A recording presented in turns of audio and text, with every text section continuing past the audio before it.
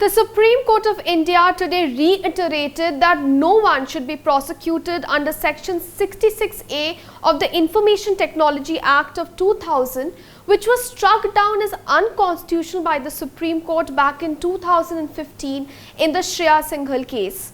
Pertinently, the Supreme Court today issued a slew of directions to the Director Generals of Police and Home Secretaries of all states to ensure that reference to Section 66A is removed from all pending cases. The court also directed that the bare acts of the IT Act be published so that adequately the readers could be informed that Section 66A has been invalidated by the Supreme Court.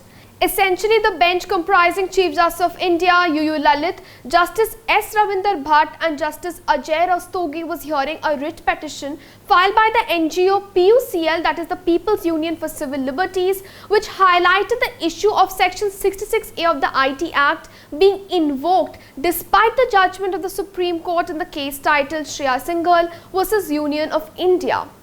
PUCL had approached the Supreme Court along with the assistance of Internet Freedom Foundation, stipulating that the Union of India, instead of implementing the Supreme Court judgment, shirked its responsibility by pleading that the responsibility of implementation lied with the states as well as law enforcement agencies.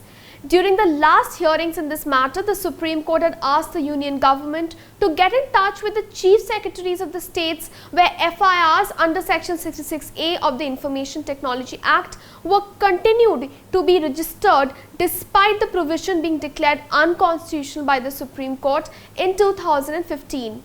The Supreme Court had asked the Union to impress upon such states to take remedial measures as soon as possible to curb such usage of the provision.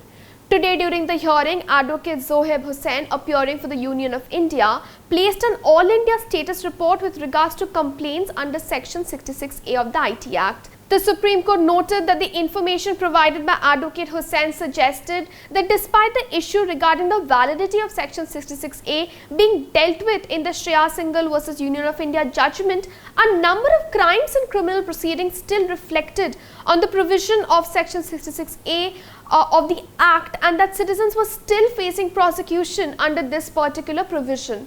The bench also took into consideration the gravity of the matter and stated during the hearing that such proceedings are directly infringing directions under the Shreya Singhal judgment. Thus, the court went on to issue the following directions today, which are as follows, and I quote here.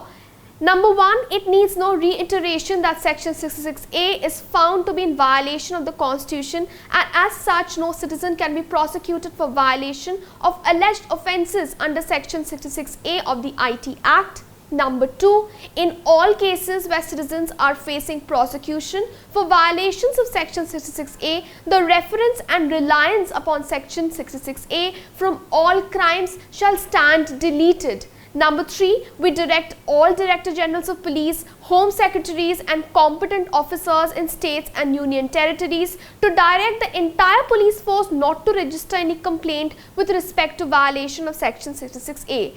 This direction shall apply only with reference to Section 66A. If the crime has other facets where other offences are also alleged, those shall not be deleted.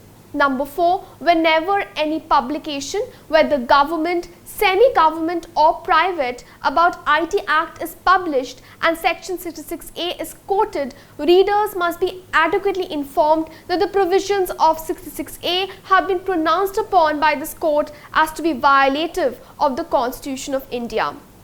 Thank you. I'm Aratrika Bhaumik for Live Law. Keep watching Live Law for more such updates.